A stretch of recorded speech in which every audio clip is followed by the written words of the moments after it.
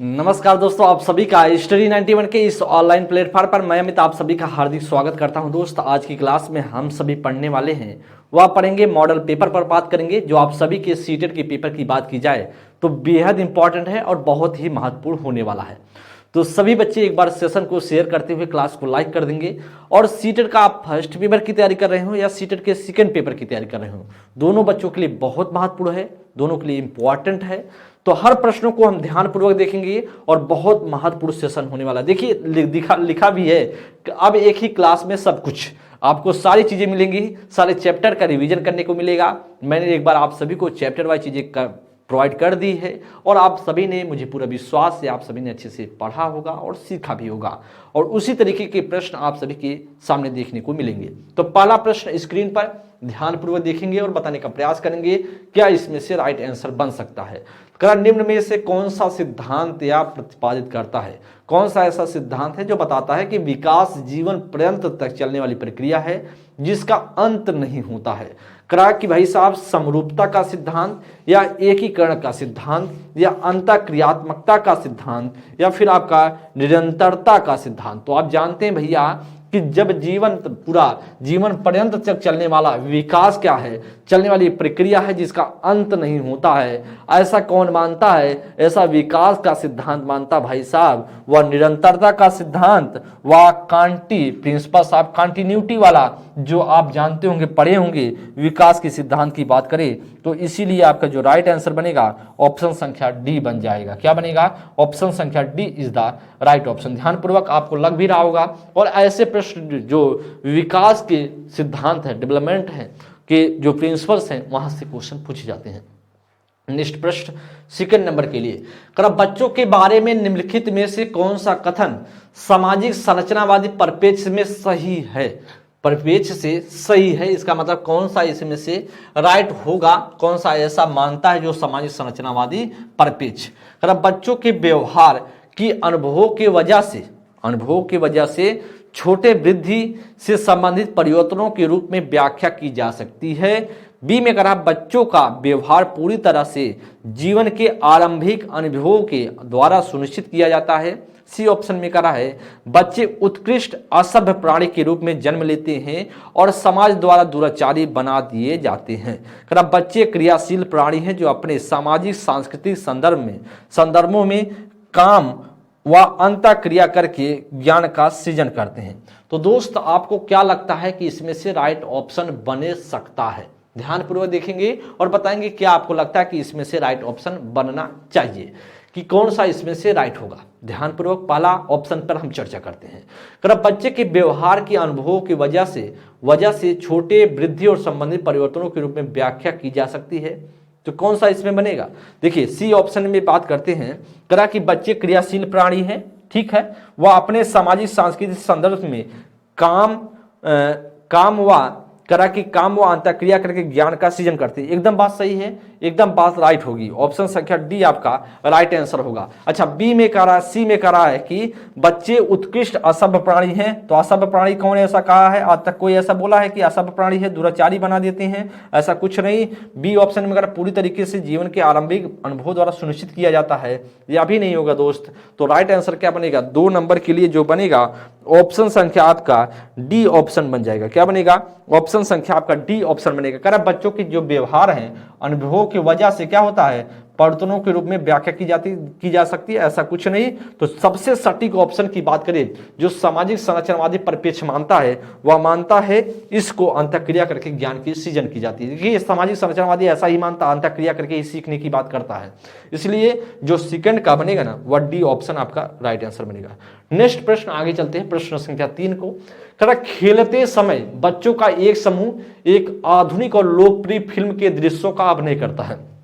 देखिए, लोकप्रिय फिल्म की अभिनय की बात हो रही है, आधुनिक और लोकप्रिय फिल्म की दृश्यों की बात हो रही है।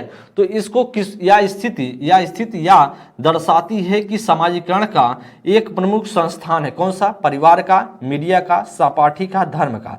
देखिए दोस्त, बात कर लेते हैं जब तो किसको, जब लोकप्रिय फिल्म की बात हो गई तो कहीं ना कहीं मीडिया का रोल अदा करेगा, और राइट ऑप्शन हमारे बनेगा बी ऑप्शन पूरी तरीके से राइट आंसर। क्योंकि देखिए फैमिली ऐसी लोकप्रिय फिल्म के दृश्यों का अभिनय नहीं करता है, ऐसा कोई सिखाता है नहीं सिखाता है, बस आप मीडिया के माध्यम से आपको सिखाया जा सकता है। बी ऑप्शन पूरी तरीके से राइट होगा, थर्ड का बी ऑप्शन पूरी तरीके से राइट आंसर हो जाएगा। नेक्स्ट प्रश्न पर आगे हम चलते हैं, प्रश्न संख्या 4 की चर्चा करते हैं। प्रश्न संख्या 4 कारा के ध्यान पूर्वक, यहां पर लगता है कि क्वेश्चन मिलान करने की बात हो रही। चलिए करें कि पियाजे के द्वारा दी गई विशेषताओं के आधार पर विकास के स्तर का मिलान कीजिए। सूची 1 है और सूची 2 है। चलिए करा दोस्त, औपचारिक संक्रियात्मक अवस्था, औपचारिक संक्रियात्मक अवस्था चौथी अवस्था को बोला जाता है।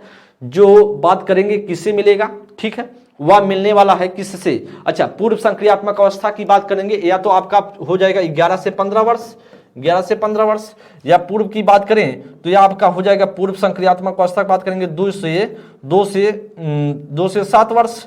अच्छा, मूर्त संक्रियात्मक अवस्था हो जाएगा 7 से 11 वर्ष, और बात की जाए संवेदी की बात करें तो 0 से 2 वर्ष हो जाएगा। तो इसमें से कौन सा बनना चाहिए, कौन सा इसमें से बनना चाहिए, तो औपचारिक संक्रियात्मक अवस्था की बात कर रहा है। औपचारिक संक्रियात्मक अवस्था में कौन सा बनेगा, परिकल्पनात्मक तर्क बनेगा, बी ऑप्शन बनेगा। कर पूर्व संक्रियात्मक अवस्था में कौन सा, पूर्व में कर प्रतिकूल सोच के परंतु संरक्षण नहीं, एकदम सही है। क्या करता है, एकदम आपका सेकंड का डी बनेगा। अच्छा, मूर्त संक्रियात्मक अवस्था का क्या बनेगा, वह योग्यता, तर्कपूर्ण चिंतन और संरक्षण की योग्यता, ठीक है, इसमें फर्स्ट बनेगा। और सी में संवेदी का बनेगा, वस्तु के बाद स्थिरता की समझ आरंभ हो जाती है। तो कहीं नहीं बी क्या बनेगा, बी बनेगा, डी बनेगा, बी डी और बी डी ए और सी, बी डी और ए सी, बी डी ए सी, इसका मतलब बी ऑप्शन आपका राइट आंसर बनेगा। तो राइट आंसर करना फर्स्ट का बी, सेकंड का डी, थर्ड का ए, फोर्थ का सी।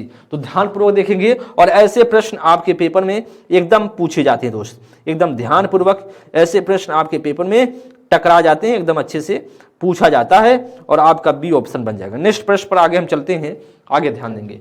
प्रश्न संख्या 5 की बात करते हैं। निम्न जीन पियाजे के अनुसार सीखने के लिए निम्नलिखित में से क्या सबसे ज्यादा महत्वपूर्ण, सबसे ज्यादा आवश्यक है, सबसे ज्यादा आवश्यक इसमें से क्या होगा।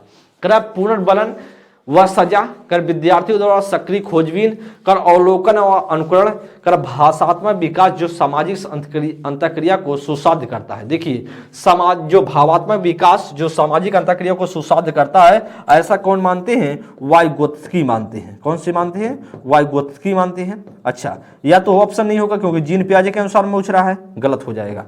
कर अवलोकन अनुकरण की बात की जाए तो ऐसा व्यवहारवादी मानते हैं, व्यवहारवादी मानते हैं। और जीन पियाजे कौन से, एक संज्ञानवादी हैं, या भी नहीं बनेगा।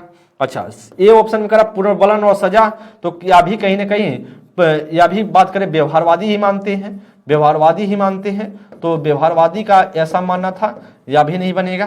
और करा कि जो जीन पियाजे मानते थे वह विद्यार्थियों द्वारा सक्रिय खोजबीन करते थे, कि बच्चा सक्रिय खोजबीन करके सीख जाएगा, और राइट ऑप्शन बनेगा बी ऑप्शन पूरी तरीके राइट होगा। फिफ्थ का क्या बनेगा, वह B is the right option. Next प्रश्न, प्रश्न संख्या 6 की चर्चा कर। लेवाइगोत्स्की के विचारों में, लेवाइगोत्स्की के विचारों पर आधारित सामाजिक संरचनात्मक कक्षा में निम्न में से किसका समर्थन नहीं किया जाता है।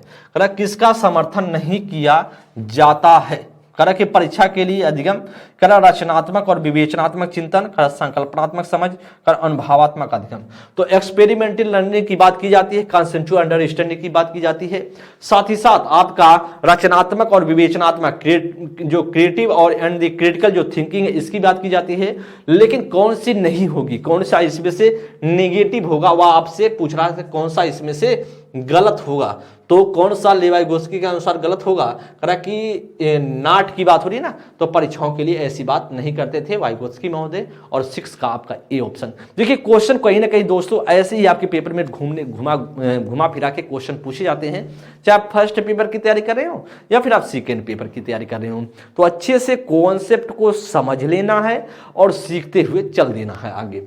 प्रश्न संख्या 7, लेवाइगोत्स्की के अनुसार बच्चे चिंतन और व्यवहार के तरीके कैसे अर्जित करते हैं जिससे समुदाय की संस्कृति का निर्माण होता है? करा सामाजिक अंतःक्रियाओं द्वारा, करा निष्क्रिय होकर के, या उद्दीपन द्वारा, या पुनर्बलन द्वारा। देखिए उद्दीपन के द्वारा ऐसा व्यवहारवादियों का मानना था, साथ ही साथ वह जो आपसे करा पुनर्बलन यह भी व्यवहारवादियों का मानना था, निष्क्रिय होकर किसी का मानना नहीं था। अच्छा सामाजिक अंतःक्रिया तो मैंने आपको बताया है जो लेवाइगोस्की का सिद्धांत कहलाता है वह सामाजिक सांस्कृतिक का सिद्धांत कहलाता है, सोशियो कल्चरल थ्योरी के नाम से बोला जाता है। और कहीं ना कहीं उनका मानना था बच्चा समाज से क्या करता है, अंतःक्रिया करके चीजों को सीखता है। तो कहीं ना कहीं आपका वह खेल को सबसे ज्यादा महत्वपूर्ण योगदान मानते थे, और इसीलिए भैया आपका ए ऑप्शन राइट आंसर हो जाएगा। क्या होगा? ए ऑप्शन आपका राइट आंसर बन जाएगा। सेवंथ का वह ए ऑप्शन आपका राइट आंसर बन जाएगा। नेक्स्ट प्रश्न आगे चलते हैं। प्रश्न सेवंथ का वह ए ऑप्शन। 8 नंबर की बात करें तो लॉरेंस कोहलबर्ग द्वारा दिए गए नैतिक विकास में सार्वभौमिक नैतिक सिद्धांत अभिनवीकरणीय किसमें सही वर्णित है? करा क्या व्यक्तिगत आवश्यकताओं की पूर्ति, करा मित्रों और संबंधियों का स्नेह और स्वीकृति बनाए रखना, या करा अमूर्त सार्वभौमिक सिद्धांत जो संपूर्ण मानवता के लिए अमान्य है, या करा स्वयं के लिए कानून और नियमों को उचित ठहराना। तो दोस्तों इसमें से क्या राइट आंसर बनेगा कि सार्वभौमिक नैतिक सिद्धांत की बात की जाए तो सार्वभौमिक नैतिक सिद्धांत कहता है कि जो हम समाज से परंपरा से उठकर हम चीजें करने की कोशिश करेंगे, हम परंपरा को दोहराएंगे नहीं। चलिए व्यक्तिगत आवश्यकताओं की पूर्ति, तो व्यक्तिगत आवश्यकताओं की पूर्ति या अंतरीय सापेक्षता की बात करता है जो स्पष्ट का सेकंड होता है, या नहीं होगा। मित्रों और संबंधियों का स्नेह, तो मैंने आपको बताया अच्छा लड़का अच्छी लड़की वाला करेगा, गलत हो जाएगा। अमूर्त सार्वभौमिक सिद्धांत जो संपूर्ण मानवता के लिए राइट है, एकदम सी ऑप्शन बनेगा। स्वयं के लिए कानून और नियमों को ठहराना, तो कानून व्यवस्था कहता है, या सेकंड का मतलब सेकंड का दूसरा कहता है, और यह भी बात बिगड़ेगा। तो राइट आंसर क्या बनेगा? वह आपका बनने वाला है दोस्तों, वह abstract universal principle which the valid for the entire humanity. तो राइट आंसर होगा सी ऑप्शन पूरी तरीके से करेक्ट होगा। प्रश्न संख्या 8 का क्या होगा? प्रश्न संख्या 8 का सी ऑप्शन पूरी तरीके से राइट होगा। 9 नंबर की चर्चा कर लेते हैं। प्रश्न संख्या 9 की बात करते हैं। ध्यानपूर्वक प्रगतिशील शिक्षा पर आधारित प्रश्न दिखाई दे रहा है, चलते हैं ध्यानपूर्वक देखेंगे। प्रगतिशील शिक्षा बालकों के प्रति कैसा दृष्टिकोण रखती है? कह रहा कि जो प्रोग्रेसिव एजुकेशन है वह बालकों के लिए, स्टूडेंट के लिए कैसा दृष्टिकोण रखती है? ईश्वर ने उन्हें जन्म से उच्च नैतिकता और नीति प्रदान की है। कोरी पट्टी रिक्त स्लेट जैसे लघु वयस्क जिनकी सोचने वयस से कम है। जिज्ञासु प्राणी जो अपने आसपास को खोज अन्वेषण करके जानना चाहते हैं। तो दोस्तों इसमें से क्या राइट ऑप्शन आपके सामने हो सकता है? प्रश्न संख्या 9 नंबर के लिए जो प्रगतिशील प्रोग्रेसिव एजुकेशन की जब आप बात कर लेते हैं तो कौन सा इसमें से राइट आंसर? देखिए प्रोग्रेसिव एजुकेशन की जब आप चर्चा करते हैं तो कहीं ना कहीं वह कहता है कि प्राणी जो मनुष्य है वह जिज्ञासु प्राणी है, और साथ ही साथ अपने आसपास के खोज के द्वारा अन्वेषण करके सीखता है। और प्रगतिशील शिक्षा की जनक की बात करेंगे तो जॉन डेवी बोले जाते हैं, और जॉन डेवी अमेरिका के एक शिक्षाविद थे, एक बहुत बड़े शिक्षाविद माने जाते हैं, और इनका जो शिक्षा इन्होंने खोज की वह प्रगतिशील शिक्षा पर खोज की थी। तो दोस्तों ऐसा कुछ बात नहीं है, ईश्वर ने उन्हें जन्म के उच्च नैतिकता गलत, कोरी पट्टी आदर्शवाद गलत, सी ऑप्शन भी गलत, और कारा के डी ऑप्शन जिज्ञासु प्राणी, कारा की जो आपका क्या होगा वह डी ऑप्शन पूरी तरीके से राइट आंसर बनेगा। नेक्स्ट प्रश्न आगे चलते हैं, प्रश्न संख्या 10 की चर्चा करते हैं। कौन सा विकल्प बुद्धि प्रकार के लिए हार्वर्ड गार्डनर के अनुसार सही है? कौन सा इसमें से सही होगा? हार्वर्ड गार्डनर का आप जानते हैं बहुबुद्धि का सिद्धांत, मैंने कई बार आपको प्रैक्टिस के माध्यम से और कॉन्सेप्ट को देने की कोशिश की है। अब आपके सामने है जो क्वेश्चन दिखाई दे रहा है, हार्वर्ड गार्डनर से अनुसार मिलान करना है। चिकित्सक, जीव विज्ञानी, वाद्य यंत्र विशेषज्ञ, करा की यहाँ पर करा कसरती, रचनात्मक, अव्यक्तशील, या फिर कर व्यवहारिक विश्लेषण रचनात्मक, करा अंतर वैयक्तिक, प्रकृति शारीरिक से क्रियाशीलता। तो कौन सा इसमें से हार्वर्ड गार्डनर का सही जो है बुद्धि के प्रकार थे, किसमें उन्होंने किस प्रकार की बुद्धियों की बात की थी? प्रश्न संख्या 10 बहुत महत्वपूर्ण है, और इसमें से कोई बहुत ज्यादा ऐसा नहीं है कि आप नहीं कर सकते, इस प्रश्न को बहुत अच्छे से कर सकते हो। मैंने आपको 8 प्रकार की बुद्धियों की बात की है।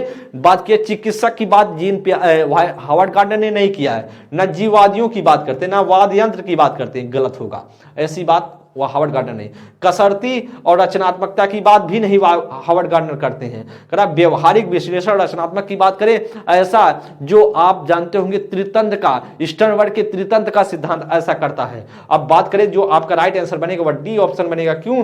करा अंतर की बात करें, अंतर वैयक्तिक और अंतरावैयक्तिक की बात, जो वैयक्तिक की बात या तो अब मैंने आपको बताया है प्रकृतिवादी और शारीरिक गति की बुद्धि वाले, ये सभी सारी चीज मैंने आपको बताई है। और इसीलिए दोस्तों वह क्या बनेगा? ऑप्शन संख्या D is the right option. 10 का डी ऑप्शन बन जाएगा। नेक्स्ट प्रश्न आगे बात करते हैं, लेवाइगोत्स्की से संबंधित है। लेवाइगोत्स्की के परिप्रेक्ष्य में भाषा क्या है? लैंग्वेज उनके लिए बहुत महत्वपूर्ण था और मैंने कई बार आपको बताया कि लैंग्वेज उनके लिए बहुत महत्वपूर्ण योगदान रखता था। चलिए, संज्ञान विकास में बाधा डालती है, तो जब उनके लिए महत्वपूर्ण था तो विकास में बाधा कैसे डालेगी? गलत होगा। संज्ञान विकास में सुसहायक है, चलिए एकदम सही है। कर संज्ञान विकास को प्रभावित नहीं करती है और एकदम प्रभावित करती है, या बात भी गलत होगा, या सी ऑप्शन गलत, ए ऑप्शन भी गलत। कर संज्ञान विकास में स्वतंत्र रूप से कार्य करती है, भाई स्वतंत्र रूप से नहीं करती है, संगठित होती है, उसी मिली होती है। राइट ऑप्शन बनेगा हमारा बी ऑप्शन। तो कहीं ना कहीं helpful in the cognitive development, वह क्या करता है? जो आपका बच्चे उसका भाषा है लेवाइगोत्स्की के अनुसार वह कॉग्निटिव डेवलपमेंट में क्या करता है? हेल्प करता है। और राइट आंसर हमारे बनेगा बी ऑप्शन, पूरी तरीके से राइट होगा। क्या होगा? Helpful in the cognitive development, B option पूरी तरीके से राइट। ये 13 नंबर के लिए करा कि 12 नंबर के लिए ध्यानपूर्वक 12 नंबर क्वेश्चन करा कि एक साथ शैक्षणिक की बात हो रही है। एक साथ शैक्षणिक कक्षा में अध्यापक को निम्नलिखित में से कौन सा व्यवहार नहीं करना चाहिए? क्योंकि यह जेंडर रूढ़िवादिता को पुनर्बलित करेगा। एक समान लिंग के समूह बनाना तथा लड़के और लड़कियों को पृथक पृथक अधिगम कार्य देना। बी में करा महिलाओं और पुरुषों को सामाजिक चलन के विपरीत भूमिकाओं में दर्शाना। सी में करा जेंडर एक सामाजिक निर्मित है पर चर्चा करना। डी में करा जेंडर समतुल्यता वाली भाषा का प्रयोग करना। तो दोस्तों इसमें से क्या राइट आंसर बनेगा? कौन सा व्यवहार नहीं करना चाहिए? ठीक है, कौन सा इसमें से व्यवहार नहीं करना चाहिए? तो दोस्तों करा एक समान लिंग के समूह बनाना और लड़के और लड़कियों को पृथक पृथक अधिगम कार्य देना। देखिए एक समान लिंग का बनाएंगे तो कहीं ना कहीं रूढ़िवादिता को पुनर्बलित मिलेगा, रूढ़िवादिता को कम होगा। करा व्यवहार करना चाहिए जो रूढ़िवादिता को पुनर्बलित करे, मतलब रूढ़िवादी बातें हैं जो उसको पुनर्बलित की बात कर रही है। देखिए करा कि यहां पर करा कि आपसे क्या इसमें से बनेगा? ध्यानपूर्वक एक समान लिंग के समूह बनाना तथा लड़के और लड़कियों को पृथक पृथक अधिगम कार्य देना। तो जब एक ही बना देंगे तो क्या उसमें आपके लिए महत्वपूर्ण होगा? देखिए करा कि कौन सा पुनर्बलित करेगा, इसका मतलब कौन सा बढ़ावा देगा? तो कहीं ना कहीं ए ऑप्शन बढ़ावा देगा ना। करा कि एक समान लिंग के समूह, एक समान लिंग के जब लड़कों का एक ग्रुप लड़कियों के एक ग्रुप बनाएंगे और पृथक पृथक कार्य देंगे तो यार रूढ़िवादिता को बढ़ा रहा है कि नहीं बढ़ा रहा है? एकदम बढ़ा रहा है, रूढ़िवादिता को बढ़ा रहा है। क्योंकि जब आपको मैंने बताया रूढ़िवादिता तभी कम हो सकती है जब लड़कों और लड़के लड़कियां दोनों दोनों ग्रुप में रहेंगे, उस ग्रुप में दोनों लड़के भी रहें और लड़कियां भी रहें, तब रूढ़िवादिता कम होगा। जब अलग अलग ग्रुप बना रहे तो रूढ़िवादिता बढ़ेगा। ये ऑप्शन होगा। क्रम महिलाओं और पुरुषों को सामाजिक चलन के विपरीत भूमिका दर्शाना, तो रूढ़िवादिता इससे कम हो जाएगी। तो इसमें करा पुनर्बलित करने की बात हो रही है तो ये गलत होगा। जेंडर सामाजिक निर्मित है पर चर्चा करना ठीक है, इससे रूढ़िवादिता कम होगा। जेंडर समतुल्य वाली भाषा का प्रयोग करना, एकदम बात यह भी सही है। लेकिन आपसे जो पुनर्बलित की बात कर रहा है तो इसीलिए दोस्तों आपका ए ऑप्शन बनेगा। क्या बनेगा? वह ए ऑप्शन बनेगा क्योंकि रूढ़िवादिता को क्या करा? बढ़ा रहा है। तो 12 नंबर के लिए जो बनेगा 12 नंबर के लिए ए ही ऑप्शन आपका बनेगा। नेक्स्ट प्रश्न 13 नंबर की चर्चा कर लेते हैं ध्यानपूर्वक। करा कि विद्यार्थियों के आकलन, जो असेसमेंट की बात हो रही है, राष्ट्रीय शिक्षा नीति 2020 द्वारा निम्न में से कौन से उपकरण विधियां प्रस्तावित की गई है? कर भूमिका, अदा प्रदा या समूह में कार्य करना, कर पोर्टफोलियो बनाना, परियोजना। तो ऑप्शन देखेंगे करा कि ए में करा है कि फर्स्ट सेकंड और थर्ड, करा फर्स्ट थर्ड और फोर्थ, सेकंड थर्ड और फोर्थ, फर्स्ट सेकंड थर्ड और फोर्थ। ये दोस्तों इसमें से जो राष्ट्रीय शिक्षा नीति 2020 है आकलन के परिप्रेक्ष्य में क्या इसमें से रोल अदा करती है? और हमें लगता है कि सारे को चारों राइट है। आप बताइए अपने हिसाब से। देखिए ध्यान दीजिए, तो राष्ट्रीय शिक्षा नीति की बात जब आप करते हैं तो कहते हैं भूमिका का अदा प्रदा, तो भूमिका का क्या रोल प्ले करने की बात तो करता है, आदान प्रदान करने की बात करता है, साथ साथ जो वर्किंग इन ग्रुप की बात करें वह भी करता है, साथ साथ जो क्रिटिकिंग है इन पोर्टफोलियो की बात करता है, प्रोजेक्ट की भी बात करता है। तो कहीं ना कहीं फर्स्ट, सेकंड, थर्ड और फोर्थ सभी राइट है। तो कौन सा राइट बनेगा? वह डी ऑप्शन बनेगा।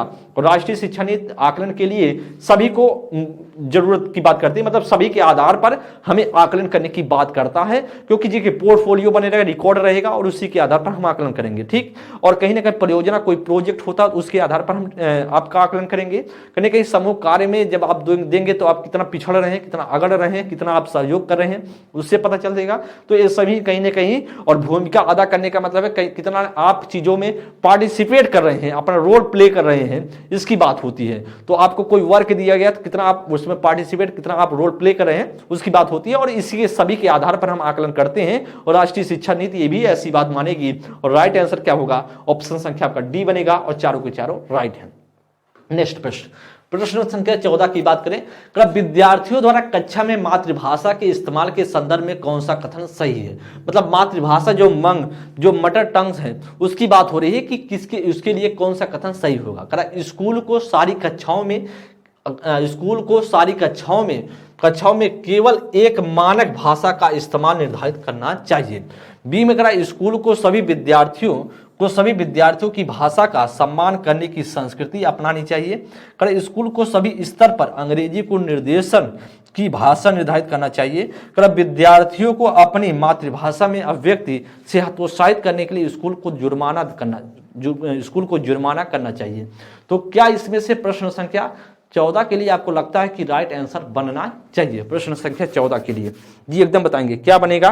क्वेश्चन को ध्यानपूर्वक देखेंगे और बता देंगे इसमें से आपको जो लगता हो कि राइट आंसर है। चलिए हम बात करते हैं। स्कूल को सारी कक्षाओं को केवल एक मानक, और जैसे केवल एक मानक आया और मैंने आपको बताया मानकता शब्द क्या है? निगेटिव है, गलत हो जाएगा। अच्छा, बी ऑप्शन में स्कूल के सभी विद्यार्थियों को भाषा का सम्मान करने की संस्कृति को अपनानी चाहिए। एकदम सभी बच्चों की जो कल्चर, देखिए जैसे बहुत से लोग हैं, जैसे आप देखते हैं जब आप IAS OAS का इंटरव्यू होता है तो आपको कोई बात, जैसे आप देखेंगे भोजपुरी के जो लड़के हैं, भोजपुरी क्षेत्र के बच्चे होंगे, जो बिहार के क्षेत्र होंगे, उनकी लैंग्वेज थोड़ा सा बदली सी होती है। और आप देखेंगे जो आपके NCR की साइड के बच्चों की बात करेंगे, उनकी लैंग्वेज अलग साइड की, दूसरे तरीके से बोलते हैं। तो उसका महत्व नहीं रखता आपके पास कितना नॉलेज है, क्योंकि वो आपका मातृभाषा, आपका वह लोकल लैंग्वेज आपको दिखेगा ही दिखेगा। आप किसी भी परिपेक्ष में कहीं भी चले जाएंगे, इसलिए भाषा बहुत महत्व नहीं रखती है, क्योंकि बात रखता है कि आप जानकारी कितना है, आप किस भाव में बात कर रहे हो। तो इसीलिए कह रहा है कि स्कूल को सभी विद्यार्थियों की भाषाओं का सम्मान करने की संस्कृति अपनानी चाहिए। और पूरी तरीके से राइट ऑप्शन होगा बी। क्या होगा? बी ऑप्शन आपका राइट आंसर बन जाएगा। सी में करा स्कूल को सभी स्तर पर अंग्रेजी सभी स्तर पर कैसे हो सकता है? भाई लोग, आपका मातृभाषा तो बात की जाए, वह जो राजकीय भाषा है, ये सभी आपकी क्या है? आपकी हिंदी भाषा है। तो अंग्रेजी भाषा कहाँ से हो सकता है? कारण मातृभाषा में व्यक्त करने के लिए हतोत्साहित करना चाहिए। भाई साहब, प्रोत्साहित करना है, हतोत्साहित करना है, गलत होगा, गलत। तो राइट आंसर बनेगा प्रश्न संख्या 14 का, वह बी ऑप्शन आपका राइट आंसर बन जाएगा। क्या बनेगा? प्रश्न संख्या 14 का बी ऑप्शन। नेक्स्ट प्रश्न 15 नंबर के लिए कथन को पढ़ेंगे। करा एक अध्यापक को अपनी कक्षा में बच्चों के सामाजिक सांस्कृतिक संदर्भ को प्रधानता देते हुए एक सांस्कृतिक रूप से उत्तरदायी शिक्षा शास्त्र को अपनाना चाहिए। एकदम कहीं ना कहीं इसको क्या करना चाहिए? एकदम सांस्कृतिक, जो सामाजिक सांस्कृतिक संदर्भ की बात कर रहा है, करा की प्रधानता देते हुए, इंपॉर्टेंस देते हुए क्या करना है? उसको प्रायोरिटी देते हुए क्या करनी है? उसको अपनानी है। ठीक है, या तो बात कहीं ना कहीं कथन सही है। तर्क की बात हो रही है कि विद्यालयों को एक संरचित एक रूप पाठ्यक्रम का अनुसरण करना चाहिए। एकदम बात गलत होगा। एक रूप कैसे हो सकता है? करा की कक्षा में व्यक्तिगत भिन्नताओं पर गौर नहीं करना चाहिए। भाई साहब, गौर क्यों नहीं करेंगे? क्योंकि वैयक्तिक भिन्नता सब बच्चों में है। जब तक वैयक्तिक भिन्नता को आप गौर नहीं करोगे, वैयक्तिक भिन्नता को आप फॉलो नहीं करोगे, क्योंकि वैयक्तिक भिन्नता बहुत सारी चीजें हैं, क्योंकि इंडिविजुअल डिफरेंस जब बच्चों में होता है, तो क्योंकि वह जब सब बच्चों में है तो कहीं ना कहीं उसका सम्मान करना चाहिए। और इसीलिए दोस्तों आपका क्या बनेगा, कह रहा ए और आर दोनों सही हैं और आर व्याख्या करता एक ही, ए और आर दोनों सही है लेकिन आर व्याख्या नहीं करता एक ही, ए सही है लेकिन आर गलत है और ए और आर दोनों गलत है। तो बताएंगे इसमें से 15 नंबर के लिए क्या आपको लगता है कि राइट आंसर बनना चाहिए। 15 नंबर के लिए दोस्त बताएंगे क्या आपको लगता है। तो मैंने आपको पहले ही बता दी कथन पूरी तरीके से क्या राइट है और तर्क पूरी तरीके से गलत है, क्योंकि एक ग्रुप बात कर रहा है और कहता गौर नहीं करना चाहिए, इसका मतलब कहीं ना कहीं क्या होगा, वह सी ही ऑप्शन बनेगा, ए इज द करेक्ट और B but are is wrong, आपका राइट ऑप्शन बनेगा C is the right option. समझ में आया कि नहीं दोस्त? तो इसको बात को समझ लीजिए। आपका यह कथन और तर्क वाला बहुत तेजी से प्रश्न आते हैं। नेक्स्ट प्रश्न आगे बात करते हैं 16 नंबर के लिए। अच्छा, गुण और वैकल्य की बात हो रही है, कहीं ना कहीं डिस्कैलकुलिया की बात हो रही है, तो डिस्कैलकुलिया वाला मिलान कर लेते हैं, कौन सा इसमें से बनेगा। गणन कौशल क्षीणता, संख्याओं व गणितीय तथ्यों को समझने में दिक्कत, अवधान अस्वीकृता, तो अवधान एडीएचडी को मैंने बताया था और मैंने बताया ध्यान सही तरीके से नहीं लगा पाता, या तो गलत हो जाएगा। करा कि मौलिकता प्रभावशीलता या सृजनात्मकता का लक्षण है, या भी गलत होगा। करा मांसपेशियों के संचालन में तो एक तो डिस्प्रेक्सिया वाला बात होता है, या भी गलत होगा। क्या होगा, ए ऑप्शन होगा, क्योंकि गणन वैकल्य डिस्कैलकुलिया में गणन वैकल्य होता है और इसीलिए दोस्तों आपका ए ऑप्शन आपका राइट आंसर बनेगा। 16 नंबर का A is the right option. Next प्रश्न पर आगे चलते हैं, प्रश्न संख्या 17। करा कि समावेशी शिक्षा में कौन शामिल है। करा इंक्लूसिव एजुकेशन में किसको हम शामिल करते हैं। करा अधिगम अक्षमता वाले विद्यार्थी, क्या अधिगम अक्षमता वाले विद्यार्थी को शामिल करते हैं। करा प्रतिभाशाली विद्यार्थी को या दृष्टिबाधित विद्यार्थी को, या वह बच्चे जो ऐसे समुदाय से हैं जो हाशिए पर हैं। तो कौन सा इसमें से आपको लगता है कि राइट आंसर बनना चाहिए, एकदम बताएंगे। तो इसमें से समावेशी शिक्षा की बात करें तो मैंने आपको बताया था सामान्य और विशिष्ट सभी बच्चे बैठेंगे, सामान्य और प्लस जो विशिष्ट दोनों बच्चे हैं दोनों बैठेंगे। सामान्य तो सामान्य, विशिष्ट की मैं चर्चा कर लेता हूं, जिसमें से प्रतिभाशाली बालक, असक्रिय बालक, पिछड़ा बालक, श्रवण बाधित बालक, दृष्टि बाधित बालक, और बात की जाए स्वाधीनता वाला बच्चा बालक हो गया, सामाजिक आर्थिक रूप से पिछड़ा बालक हो गया। तो किसी प्रकार का बच्चा हो, मतलब सामान्य से इतर कोई भी बच्चा होगा, सभी बच्चे आपके किस में आएंगे, वह आएंगे भाई साहब सामान्य बच्चे में, स्पेसिफिक वाले में आएंगे, स्पेसिफिक जो चिल्ड्रन पे आएंगे। और इसीलिए दोस्तों अधिगम अक्षमता वाले विद्यार्थी भी शामिल होंगे, ठीक है। करा कि प्रतिभाशाली भी शामिल होंगे, दृष्टिबाधित भी शामिल होंगे, और वह बच्चे जो समुदाय से हाशिए पर हैं तो सामाजिक आर्थिक रूप से पिछड़ा वाला होगा। तो ठीक है, ऑप्शन संख्या आपका डी बन जाएगा। फर्स्ट, सेकंड, थर्ड और फोर्थ क्या बनेगा, डी ऑप्शन पूरी तरीके से राइट होगा, ठीक है। 17 का जो दोस्त इसमें से बनेगा ना, वह 17 का क्या बनेगा, वह आपका डी ऑप्शन ही बनेगा। 17 का क्या बनेगा, डी ऑप्शन ही बनेगा। नेक्स्ट प्रश्न पर आगे चल देते हैं, 18 नंबर की चर्चा। एक शिक्षिका को विद्यार्थी के किस व्यवहार से इंगित होगा कि वह दृष्टिबाधित है। मतलब ठीक, एक कोई बच्चा है, आप मान लीजिए विद्यालय में है, पढ़ा रहे हैं, ठीक है, पढ़ाएंगे तो अगर पढ़ रहे हैं तो पढ़ाएंगे, ठीक है। तो दोस्त कह रहा है कि एक विद्यार्थी है और शिक्षिका है, ठीक, और बच्चा बैठा है, तो शिक्षिका को किस एक्टिविटीज से लग जाएगा कि बच्चा क्या है, दृष्टिबाधित है।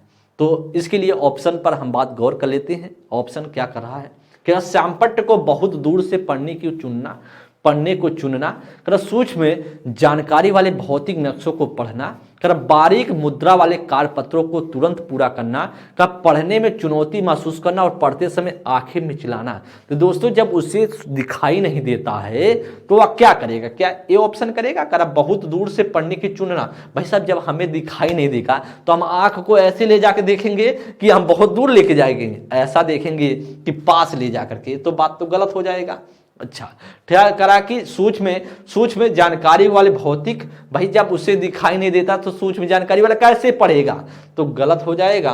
और कहीं ना कहीं बारीक मुद्रा वाला भी नहीं, जब उसे दिखाई नहीं, बारीक मुद्रा वाला कहेगा दिखाई नहीं दे रहा सर जी, हमें क्या पता क्या लिखा है, पूछोगे तो। अच्छा, करा कि पढ़ने में चुनौती महसूस करेगा और आंख को बार बार ऐसे घुमाएगा, कहीं ना कहीं कुछ अक्षर पढ़ ले जाए, और इसीलिए दोस्त आपका क्या बनेगा, और इसीलिए ऐसा चीजें करा तो आपको लग जाएगा शिक्षिका के रूप में कि बच्चे को दिखाई नहीं दे रहा, और बच्चे को अपने पास थोड़ा अपने नजदीक बैठा देंगे और जिससे स्पष्ट रूप से उसे दिखाई देने लगे। और उससे भी नहीं दिखाई दे रहा है तो चश्मे की व्यवस्था करेंगे, और राइट ऑप्शन आपका डी बन जाएगा। 18 का D is the right option, ठीक है दोस्त, 18 का डी ऑप्शन आपका राइट आंसर बनेगा।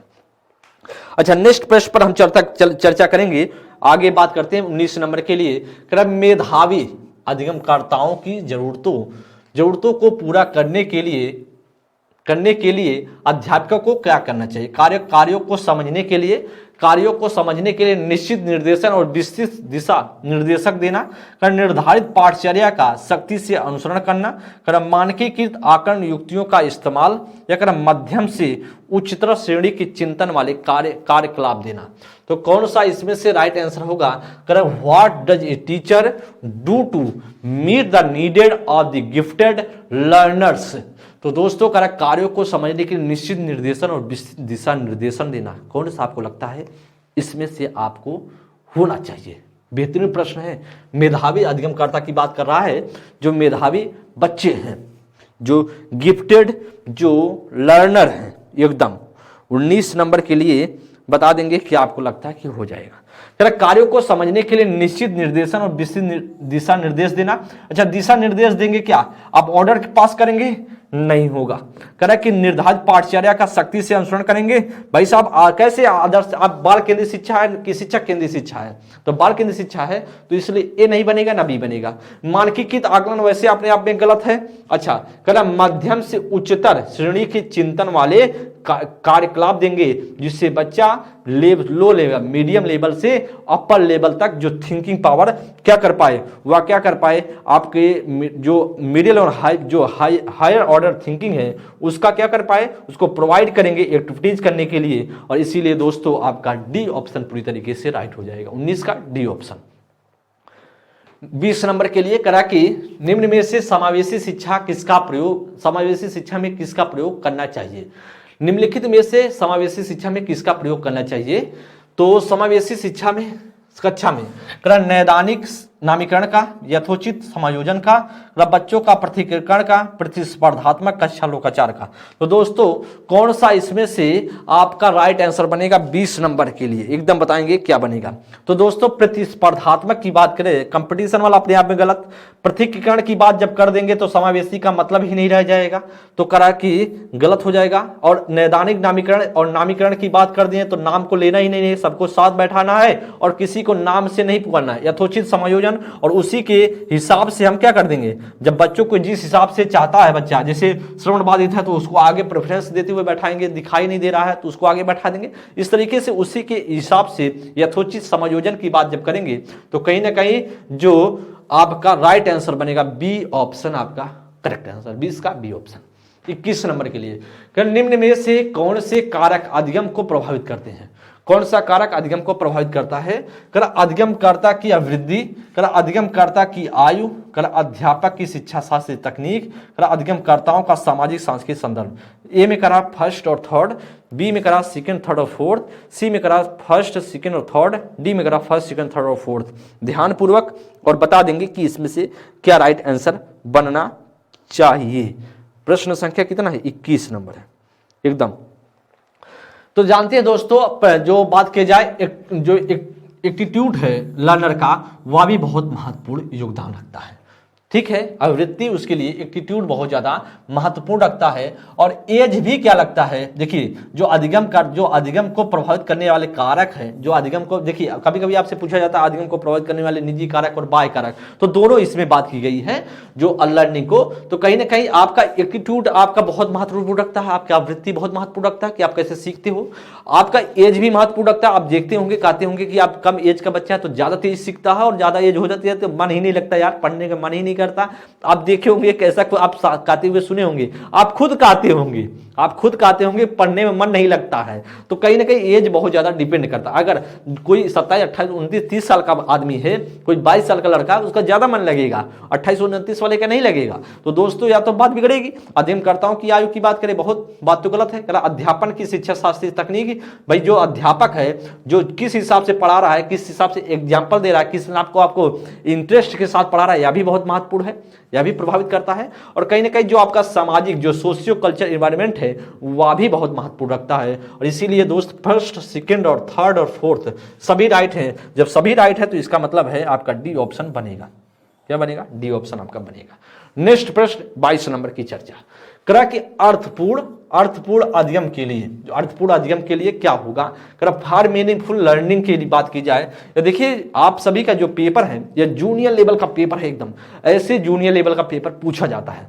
अब कह रहा कि बच्चों को समादृष्ट महसूस होना चाहिए, कह रहा बच्चों के अनुभव को समाहित करना चाहिए, कह रहा कि बच्चों को सवाल पूछने की अनुमति नहीं देनी चाहिए। क्या इसमें से राइट होगा, देखेंगे। कह रहा कि इसमें से क्या चिल्ड्रन जो शुड बी फील हो, उसके रिस्पेक्टेड का, उसके सम्मान को उसके फील होना चाहिए, एकदम फील होना चाहिए अर्थपूर्ण अध्ययन के लिए। ठीक है, कह रहा कि इसमें से कह रहा experience of the children should be कह रहा इंक्लूडेड, एकदम ठीक है भाई साहब, उसके एक्सपीरियंस को हम क्या करेंगे, इंक्लूड करेंगे, समाहित करेंगे, या भी सही है। लेकिन कह रहा कि बच्चों के सवाल पूछने की अनुमति को नहीं होनी चाहिए, तो या तो बात बिगड़ गई है या तो गलत हो जाएगा, क्योंकि अनुमति नहीं है, इसका मतलब कहीं ना बाल केंद्रीय शिक्षा का हनन कर रहे हो आप। और राइट आंसर क्या बनेगा, फर्स्ट और सेकंड, तो फर्स्ट सेकंड आपका ए ऑप्शन बनेगा। क्या बनेगा, ए ऑप्शन बनेगा। और इसी तरीके से कूट जैसे प्रश्न बहुत पूछे जाते हैं आपकी सीटेट के जूनियर लेवल के पेपर में, एकदम दोस्त ऐसे प्रश्न आपके पेपर में खूब पूछे जाते हैं। नेक्स्ट प्रश्न 23 नंबर की चर्चा करते हैं। करा कि विद्यार्थियों द्वारा अध्ययन की प्रक्रिया के दौरान की गई त्रुटियों पर एक माध्यमिक विद्यालय स्तर के अध्यापक को कैसे प्रतिक्रिया देनी चाहिए, करा विद्यार्थियों की गलतियों को तुरंत संशोधित करना चाहिए, या फिर करा किसी सहपाठी को विद्यार्थियों की त्रुटियों को संशोधित करने के लिए कहना चाहिए। करा विद्यार्थियों की अपने स्वयं की त्रुटियों को पहचानने और उन पर काम करने के अवसर देना चाहिए। करा बच्चों को शर्मिंदा करना चाहिए ताकि वह भविष्य में कोई ऐसी त्रुटि ना करे। तो कह रहा कि कौन सी अध्यापक को कैसी प्रतिक्रिया देनी चाहिए दोस्तों। चलिए, कह रहा कि तुरंत संशोधित तो हो नहीं सकता है, गलतियों को तुरंत संशोधित करना या तो बात बिगड़ी गई। भाई तुरंत संशोधित कैसे कर सकते हैं, गलतियां किया तुरंत संशोधित कैसे हो पाएगा, अभी समझेगा बुझेगा तो होगा ना। तो कह रहा किसी सहपाठी को विद्यार्थियों को त्रुटियों को संशोधित करने के लिए कहना चाहिए, नहीं, बच्चा खुद संशोधित कर लेगा। विद्यार्थियों को स्वयं त्रुटियों की क्या करे, पहचाने और उन पर काम करने से अवसर देना चाहिए। जब त्रुटियां उससे हो गई तो उस त्रुटियों को पहचाने, वाकई में त्रुटियां मैंने कहाँ की। अगर बच्चा फेल होता है तो बच्चे को समझना चाहिए कि मैंने कहाँ गलती की, सब ने पढ़ाया था, कॉन्सेप्ट मैंने सीखा था, फिर भी हम फेल हुए तो कहाँ पर हुआ, और कहीं ना कहीं उस पर काम करने के अवसर देने चाहिए। और राइट आंसर दोस्तों आपका सी ऑप्शन बनेगा।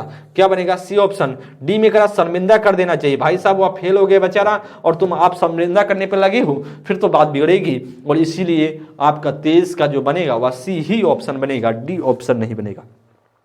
23 का सी ऑप्शन। नेक्स्ट प्रश्न आगे चलते हैं मित्र, आगे बात करें प्रश्न संख्या 24।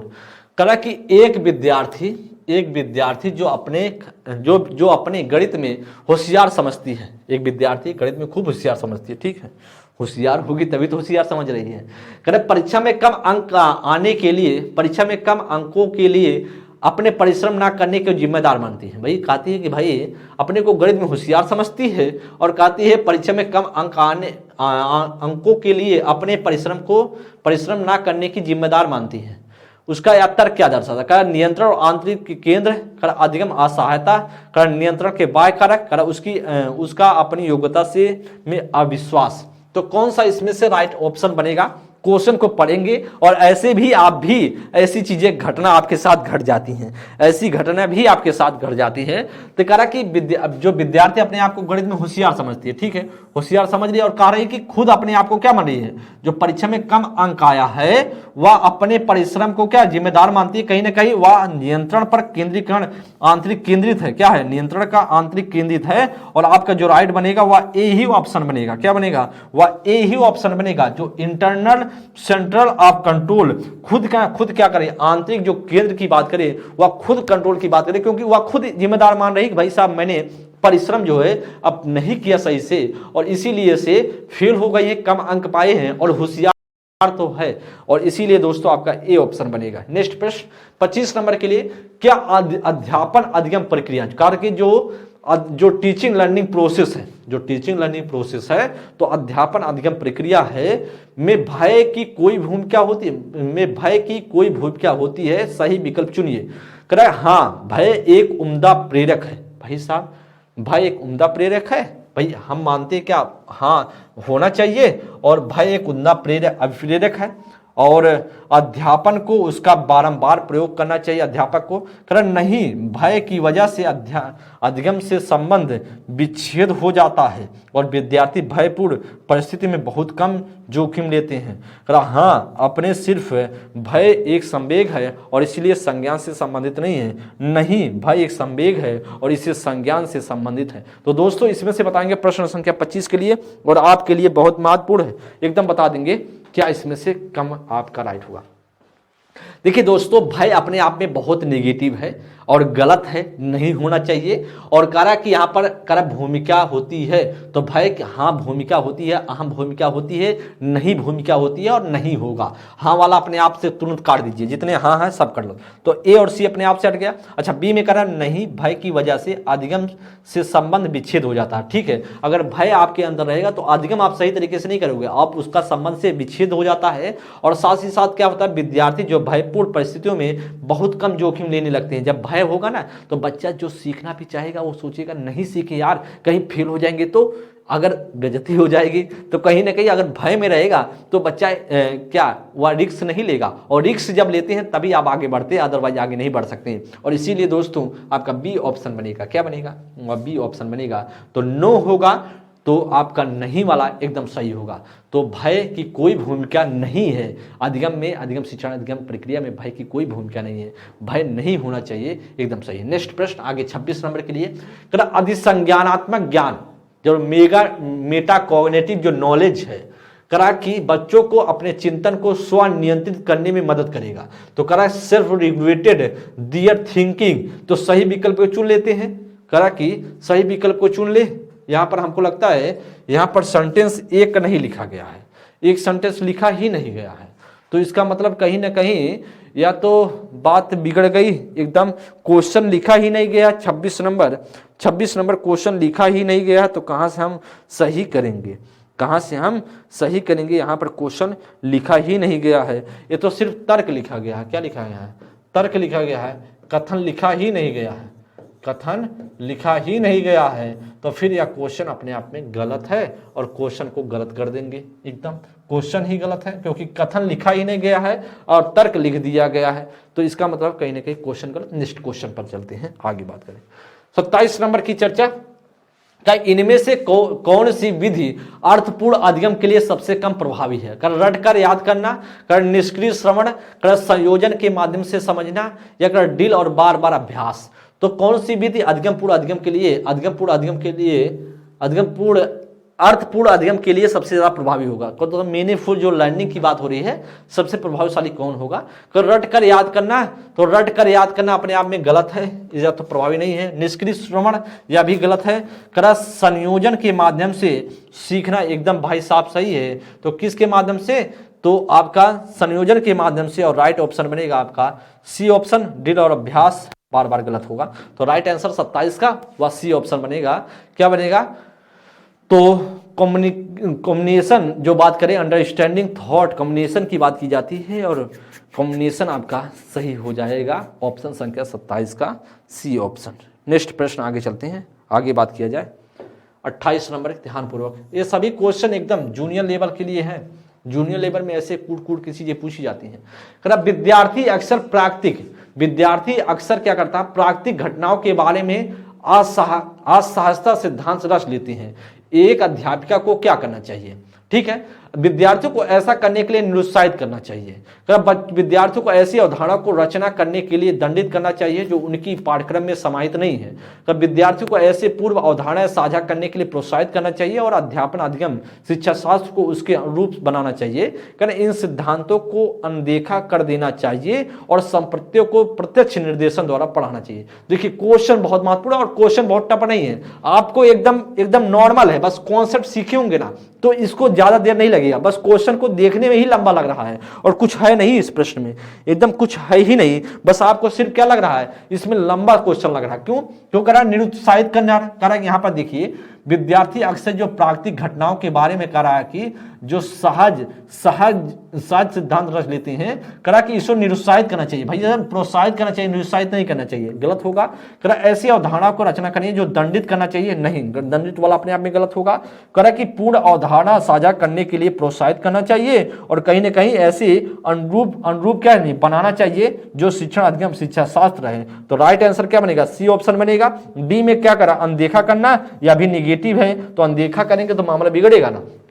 तो क्वेश्चन को आपको ज्यादा समझने की जरूरत नहीं है, इस क्वेश्चन को अच्छे से खाली ध्यानपूर्वक पढ़ेंगे ना तो आपको समझते हुए चले जाएंगे। ज्यादा बस उतना है कि आपको कॉन्सेप्ट जब क्लियर रहेगा तो फिर गलतियां नहीं होंगी। नेक्स्ट प्रश्न 29 नंबर के लिए, करा संप्रत्यात्मक समझ हेतु अध्यापन के लिए एक अध्यापक को क्या करना चाहिए? करा संप्रत्यात्मक समझ जो कॉन्सेप्चुअल अंडरस्टैंडिंग के लिए, तो करा कि अध्यापन टीचर को क्या करना चाहिए? करा विद्यार्थियों को पूर्व ज्ञान से संबंधित स्थापित करना चाहिए। करा गैर उदाहरण और अपवाद बताने से बचना चाहिए। करा प्रत्यक्ष निर्देशन की विधि का प्रयोग करना चाहिए। करा अधिगम के लिए आकलन करने की वजह अधिगम का आकलन करने के प्रावधान। देखिए दोस्त ध्यान देंगे। अच्छा, कॉन्सेप्ट को पहले हम समझते हैं। जो कह रहा है कॉन्सेप्चुअल जो अंडरस्टैंडिंग के लिए शिक्षक को क्या करना चाहिए, एकदम कह रहा है कि भाई साहब जो हम सिखाएं बच्चे को कॉन्सेप्चुअल अंडरस्टैंडिंग के लिए बच्चे को पूर्व ज्ञान से जोड़कर सिखा दें। या तो ऑप्शन आपका राइट हो जाएगा ए। अब हम बात कर लेते हैं, ए तो सही हो जाएगा। बी ऑप्शन में करा गैर उदाहरण और अपवाद बताने से बचना चाहिए। भाई साहब गैर उदाहरण और अपवाद जरूर बताना चाहिए, इससे क्या होता है बच्चों को बचाव होता है। आपने सुना होगा निषेधात्मक शिक्षा के जनक रूसो हैं, और रूसो कहते हैं कि आपको अच्छी शिक्षा ना दी जाए, आपको किससे बचना उसकी शिक्षा दी जाए। और इसीलिए दोस्तों यह बात गलत होगा। आपको गैर उदाहरण बताने की जरूरत है, किससे? उससे आपको समझ विकसित होता है कि इसका एग्जाम्पल यहां नहीं होगा। और अपवाद भी बताना चाहिए। प्रत्यक्ष निर्देशन की विधि का प्रयोग करना चाहिए। निर्देशन की विधि तो निर्देश देने वैसा भी आपका गलत होगा। और यहां पर करा अधिगम के आकलन, तो अधिगम के आकलन कब होता है?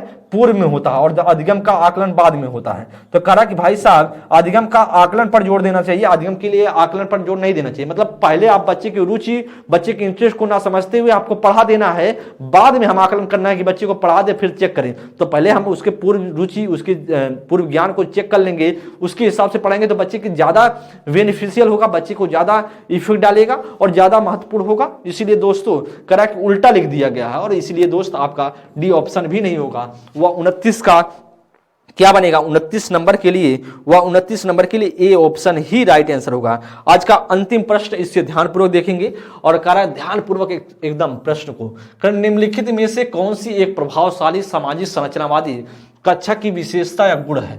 कौन सा इसमें विशेषता या गुण है, ऐसी बात कर रहा है। करा कि प्रश्नों का उत्तर देने के निश्चित चरण है, जैसे कि अध्यापक द्वारा श्यामपट्ट पर उत्तर लिखा जाना और विद्यार्थियों द्वारा ज्यों का त्यों नकल उतारना। देखिए भैया कौन सी विशेषता है? क्या आप इससे संरचनावादी विशेषता ऐसा मानता है कि जो सर लिखे वही हूबहू उतार लेंगे? तो ऐसा नहीं कहता, अपनी भाषा में उतारे, अपने कॉन्सेप्ट को समझते उतारे। जो कहते हो नकल कर लेंगे तो उससे क्या सीख रहे हैं? गलत है, कुछ मतलब नहीं। किसी समस्या तक पहुंचने और उसके समाधान निकालने के केवल एक ही सही प्रतिक्रिया पर जोर देना, केवल एक ही रास्ता को ढूंढना है, तो फिर रचनात्मक आपका विकास कैसे हो पाएगा? गलत होगा। बच्चों को प्रोत्साहित किया जाता है कि वे चुपचाप सुने और पुनरावृत्ति और प्रत्यास्मरण पर जोर दें, यह भी गलत होगा। और करें कि जब आप देख पा रहे हो पुनरावृत्ति और प्रत्यास्मरण होगा, रिकॉल बेस पर जोर देना अपने आप में एनसीएफ विरोध करता है। समूह कार्य और सामूहिक समस्या समाधान को प्रोत्साहित करना चाहिए, और इससे समूह कार्य और समस्या समाधान को प्रोत्साहित करेंगे तो बच्चे में जो क्रिटिकल थिंकिंग है वह मजबूत होगा और बच्चा समझदार होगा। इसलिए दोस्तों आपका जो राइट ऑप्शन बनेगा, अंतिम डी ऑप्शन आपका राइट आंसर बनेगा। 30 नंबर का जो करेक्ट ऑप्शन है वह डी ऑप्शन होगा। देखिए क्वेश्चन आप देख पा रहे होंगे, जो सीटेट का जूनियर लेवल का पेपर है ना, वह बहुत हार्ड नहीं होता है। बस आप जितना कॉन्सेप्ट को सीखे होते हैं वही महत्वपूर्ण होता है, उसमें ज्यादा करके आपको फैक्ट वाली चीजें नहीं पूछी जाती हैं। प्राइमरी के पेपर आप देखोगे फैक्ट थोड़ा मैं उठा के पूछ लिया जाता है, एक आध दो क्वेश्चन, लेकिन इसमें पूरे के पूरे क्वेश्चन आपके कॉन्सेप्ट पर रहेंगे। आप बस कॉन्सेप्ट अगर सीखे रहेंगे तो 30 का 30 पा सकते हैं, ऐसी कोई दिक्कत नहीं होगी। 30 में 30 आपको ना मिले, एकदम 100 क्वेश्चन मिल सकता है, 100% आपका स्कोर हो सकता है। तो दोस्तों इस तरीके से बात करें तो आप सभी के सामने यह 30 प्रश्नों की श्रृंखला थी, और आप सभी ने सीखा होगा, समझा होगा। मॉडल पेपर आपके सामने चल रहा है, लगातार पढ़ते चलिए, सीखते हुए चलिए। अगली क्लास में मिलेंगे, तब तक के लिए दोस्त बहुत बहुत धन्यवाद। जैसा भी आपको सेशन लगा हो तुरंत आप लोग अपने कमेंट बॉक्स में जाकर अपनी राय जरूर दे देंगे। फील जैसा हुआ जरूर आप बताएंगे। अगली क्लास में तो बहुत बहुत धन्यवाद। Thank you.